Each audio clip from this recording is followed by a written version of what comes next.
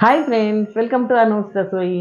ఈరోజు అనూస్ రసోయిలో ప్రత్యేకంగా చెప్పదలుచుకున్నది ఏంటంటే, అనుకోకుండా ఫంక్షన్కి వెళ్ళాల్సి వచ్చింది. ఆ వండిన వంట అంతా ఏం చేయాలి అని అనుకున్నప్పుడు ఈ మిగిలిపోయిన రైస్తోని ఇప్పుడు చాలా రుచిగా దీన్ని ఒక బ్రేక్ఫాస్ట్ ఐటమ్గా ఎలా చేసుకోవాలి అనేది ఇప్పుడు మీకు చేసి చూపిస్తాను. దీనికి కొంచెం ఆయిల్ ముందుగా ఇలాగ మూకుట్లో వేసేసుకుందాం.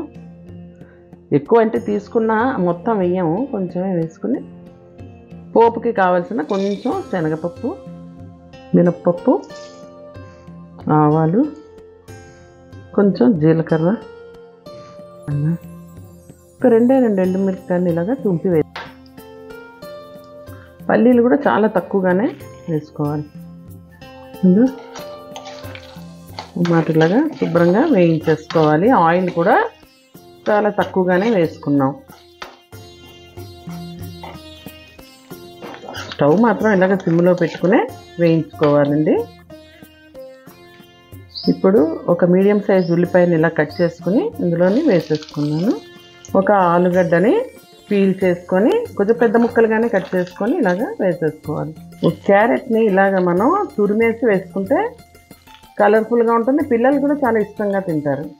ఇది ఒక 4 పచ్చిమిరపకాయల్ని ఇలాగా అంటే పొడుగ్గా చీల్చి వేస్తే కూడా అది మొత్తం కారం అంతటికి తగిలి చాలా రుచిగా కూడా ఉంటుంది.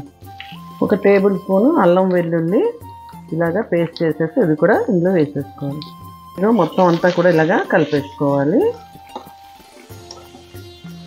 రైస్ కూడా చాలా కాస్ట్ ఉంటున్నాయి కదండి బయట మనకి, అందుకని వండిన అన్నం వేస్ట్ మాత్రం అసలు చేసుకోకుండా ఇలాగ ఈజీగా మనం చేసేసుకుంటే టేస్ట్ కూడా ఉంటుంది, ప్లస్ అది ఇంకా మనం బయట వేస్ట్ చేసి పడేసే పని కూడా ఉండదు.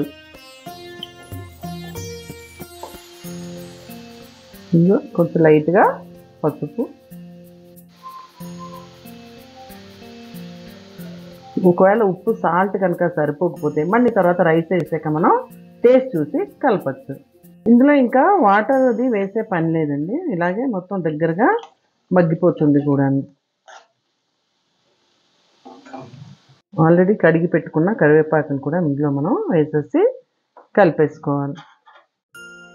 ఇలా మిగిలిపోయిన రైస్తో చేసింది బ్రేక్ఫాస్ట్గా చేసుకుంటేనే మంచిదండి. పిల్లలకి టిఫిన్ బాక్స్లో ఒకవేళ ఇలాగే కావాలి అనుకుంటే మాత్రం అప్పటికప్పుడు మనం రైస్ వండి పిల్లలకి ఇలాగే తయారు చేసి బాక్స్లో పెట్టచ్చు. ఇదిగోటండి, మిగిలిపోయిన రైస్నే విడివిడిగా పొడి పొడిగా చేసి మనం ఇప్పుడు బ్రేక్ఫాస్ట్గా చేసేసుకుంటాం. ఇప్పుడు ఈ రైస్ని ఇలాగ మగ్గిపోయిన కూరగాయ ముక్కల్లో వేసేసి మొత్తం అంతా కలిసేలాగా బాగా కలిపేసుకోవాలి. అయితే అన్నం పరబ్రహ్మ స్వరూపం అని మీకు కూడా తెలుసు కదండి, అలాంటి అన్నంని బయట పడేయలేము కూడాను. ఈ రోజుల్లో పని వాళ్ళకి తింటారా అమ్మ అంటే ఇదివరకటి రోజుల్లో కాదండి, వాళ్ళు మాకు వద్దమ్మా అని అంటారు.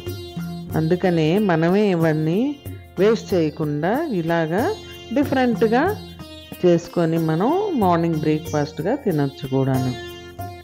ఇంకా డిఫరెంట్ టేస్ట్గా కావాలనుకునే వాళ్ళు ఇందులోనే ఒక నిమ్మకాయ జ్యూస్ని కూడా యాడ్ చేసేసి కలిపేసుకోవచ్చు. ఇంతకుముందు కూడా ఇలాగే 2-3 సార్లు చేశానండి రైస్ మిగిలిపోతేను. అయితే మా ఇంట్లో అందరికీ కూడా చాలా నచ్చింది.